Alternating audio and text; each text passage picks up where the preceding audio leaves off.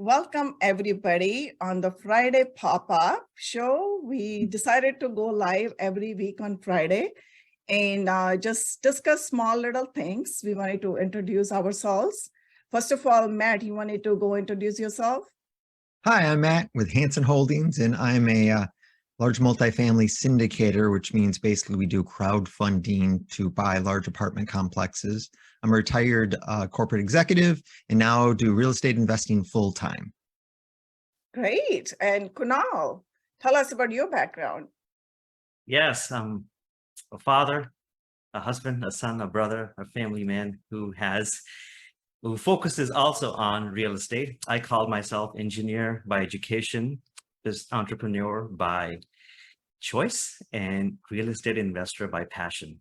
So I'm living my life through my real estate, fulfilling my passions through real estate.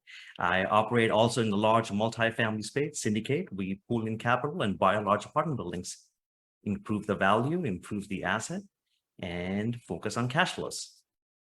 Great. So let me tell you a little bit about myself. I have an IT background and I'm a professor by trade for multiple years. So I stepped into real estate too a few years back because I wanted to live my full potential, like at the optimum level, because when you're living in the corporate world, you feel like you're kind of pigeonholed a little bit, not using your full potential. So I thought this will be a good chance for me to go out in the world and explore who I am first and help other people. And my mission is to help 1 million people before I leave this earth. And I do have a nonprofit. Through that, I do that because my focus is women and children. So we support multiple projects throughout the year, and especially focus in India mainly right now, but someday wanted to go global. But beside all that, today I wanted to talk about how did we come up with this pop-up idea. And we've been meeting for the last couple of months. So I wanted to ask Kunal, what was your take on going live on Facebook and connecting with the community like ours or like-minded?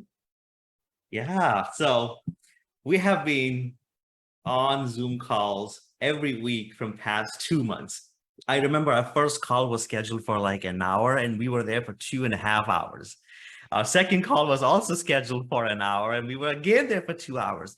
We were just having a great time talking to each other, talking challenges. I know when we first started this was more of an accountability group. Okay, we are building a business, we're looking for investments, we're brainstorming, we're going back and forth with the ideas and having a great time and solving the challenges we are facing in our lives. I remember Vinky talking to you about my babysitter not coming and my time commitment and my business and my family time, all the way when we actually talked about deals and underwriting. So our spectrum of conversations is pretty wide. And with Matt, I mean, we were talking about Southern California markets and across different markets. And there's like, you know what? There are so many other people in a similar boat like us, facing challenges, prioritizing their time, struggling with time, ambitious, goal-driven. Well, let's record this and share. And this will help, this will help at least a few out of that 1 million people goal that you have, Vinky. So, well, that's amazing. Let's do this. So this is actually a fruition of I don't know how many Zoom calls that we have spent time and hoping that what we go through on a weekly, daily basis, somebody can learn from our mistakes. Love that. Well said, well said. Yeah, I love that. That was very, I would say, refined way of saying it. Because we are at a place now, maybe all three of us, because we are above the survival mode, the way I say all the time. When you're above the survival mode, the question comes, now what?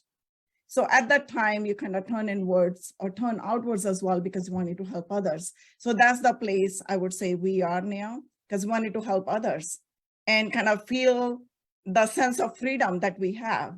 So Matt, I'm going to come to you now. So you tell me, what is your take on that? I think that's a great example. They were teasing me this morning because I just got up at noon or Yeah, a little after noon, and they wanted to move up the call. And I said, well, I just woke up, so yes, we can do this. So that's the type of lifestyle that passively investing in real estate really brings. And we've all kind of stepped out. I was a corporate guy and I retired a couple of years ago. But before I retired, I start prepping myself for this.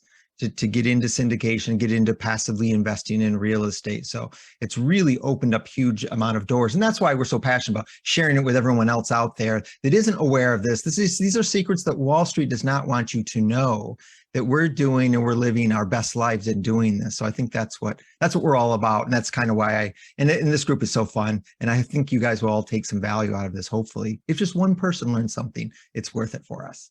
I want to clarify when Matt said that he woke up at noon. He's actually in East Coast time, so it's 3 p.m. I go to bed at 4 a.m. though. Like last night, I think it was 4:30, and that's my schedule. Yeah, you're seriously beating that Miracle Mornings, dude. Seriously. Religiously following that book, Miracle Mornings. And I was thinking to write another book, Miracle Evenings, because I think that, Miracle Evenings are as important as the Miracle Mornings. Actually, my good friend, Chris Nelson, actually, he put a post out today morning. I read it, and then he was talking about how you can have your evenings miracle as well, because evenings are as important as the mornings, because unless you end your day, at a good note, you won't be able to start off with a good start. Because if you didn't end something, you're basically entangling yourself. You do not know where to start, right? So it's kind of a confused morning starts, the whole day goes confused. So you don't want that. So if there's a miracle morning, there has to be a miracle evening as well. You need to know when to end, because when you end something, that's where the new beginning is going to start. And most of us, we forget that. We are workaholics. We can keep on working. Like me, I'm working until 10 p.m. And I'm like, oh my God, that's total imbalance in life. I need to live a balanced life. So for that, you need to have a good start and good end. And earlier, actually, we were talking about the challenges. Everybody has challenges in life. And how we were talking, Kunal and me, and Matt, as you as well, that challenges could be like big opportunities, but you got to see that, right? So who wants to talk about the challenges? Matt, you want to go first this time and tell us what challenges you had in your life and how did you overcome that? Or what opportunities did you see in that? Yes. Oh, wow. I've just been so blessed. I got out of college, went to work for a Fortune 100 company, worked my way up. It's just really crazy that it wasn't until I left the corporate bubble that I realized that, the real world out there, not everyone's pulling in your direction all the time.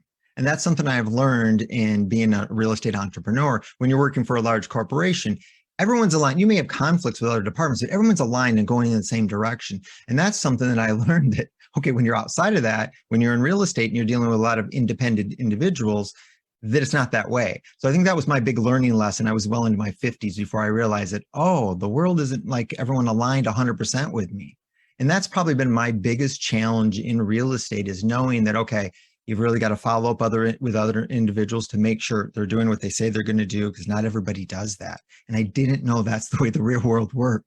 So that was my biggest awakening. And I continue to learn from that in the last 2 years since I've retired, is that I now am conscious of it, that, I make sure I set clear expectations with everyone, clear deadlines, just like I did in the corporate world. You need to do that outside of it as well. So I think that's kind of the biggest challenge that I deal with on a day-to-day basis, that I have to remember that I'm not in my little bubble anymore.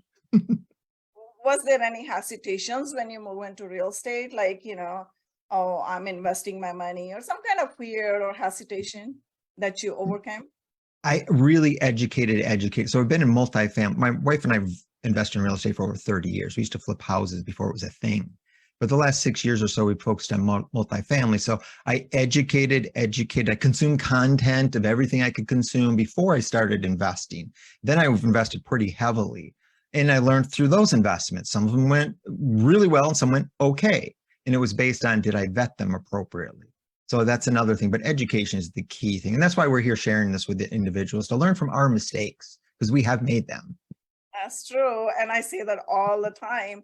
We do not have a very long life to make all the mistakes ourselves and possibly learn from each and every mistake. It's always a good idea to learn from others' mistakes and make a successful life because life is very short. We cannot possibly make all the mistakes in the world. So I'm going to come to you, Kunal, now. So what is your take on that? What were your challenges and how did you overcome those or turned into opportunities? Yeah. I swear, like every day is a new challenge. I tell you, it's a never ending thing, you know. But when I look back, though, you know, I know in that moment I was like frustrated. It's like, come on. But then when I calm myself down and overcome it, and I look back, you know, it comes with a sense of fulfillment, right? So I always keep this in my mind. Okay, when I overcome this, I'm gonna feel great about this. So, and this was itself has been a learning process. So I'm going to use as an example, right? My biggest fulfillment has been being aware of myself. And how did that come to happen? It's not an overnight thing. My background started with also a W-2 job. And my background is engineering, right? That's what I studied. That's what I practiced early on, civil structural. So, you know, with engineering, you are taught and trained and paid to find errors. Because if there's an error, the building will fail. Imagine, right? So now you're putting all these efforts to find the failures and the faults. Well, that's not how real life works. So when I transitioned, you know, to my first business, well, you can't build teams like that. So building team is a totally different skill set than building a building or doing a job, right? So because you're, as Matt said, you are in your bubble, you're doing crossing all the T's and dotting all the I's in your bubble. But now you got to look at the big picture. Now you got people involved. You got to learn skills of being empathetic, tending to their needs, you know, the personal goals, the team goals, the company goals, all of that. It all starts with the leadership. So if you are responsible of doing this, well, first look inwards. So the challenge was, okay, well, how do you encourage people to come together and work towards a common goal consistently? Well, yeah, I'm paying them, so they should do their job. Well, it doesn't work like that, right? So it starts with inside. Okay, you have to increase your level, increase your lid in your bottle, you know, open up that bottleneck so that people can follow you. So that was the biggest opening, the epiphany, the moment where, well, it starts inside, right? So being aware was one of the fulfillment that I was talking about. And the challenge was the way it helps build those relationships. So then when I transitioned into large commercial real estate, we understand each other now. Now I don't have to just focus on myself. I have to understand what my other partner, if I'm talking to Matt, I'm picking on him or he's picking on me, we're able to understand each other, aware what our challenges are, what our strengths are, and how can we come together as a team to take down these large projects. So Great. we'll hope that helps. Great. I seriously love that. And you said one thing very well. Everybody's living in their own bubble. But I'm going to say one thing over here. When you're living in your bubble, you're just living a limited life. But when you're networking, when you're going out, you're connecting with us, your bubble is kind of connecting with the other bubble. So your bubble is getting bigger. So the whole idea is getting your bubble bigger. The bigger your bubble is, like you have heard before, your network is your net worth. You want it to make your bubble bigger and bring as many people as many you can, like-minded folks, into your circle to succeed. And I think this is it for us today. We'll be back next week again with another topic. And you guys are welcome to connect with us on the social media and even send us any topics, any questions that you are burning or looking for answers, and we'll help you with some understanding the way we understand the things, and we'll bring that knowledge to you. Thank you so much, Matt. And the last, you wanted to say something? Oh, thanks for joining us. It's been fun. And how about It's- you, it's- Kunal? You want to say something? The last Abs- couple words? Absolutely. I would say every adversity brings a challenge, but there is a hidden opportunity inside that challenge. It's just setting that correct lens, looking for the opportunity and not complaining about the challenge. That's very profound. Thank you so much, Kunal. And thanks, Matt. I'll see you guys next week, same time, same channel.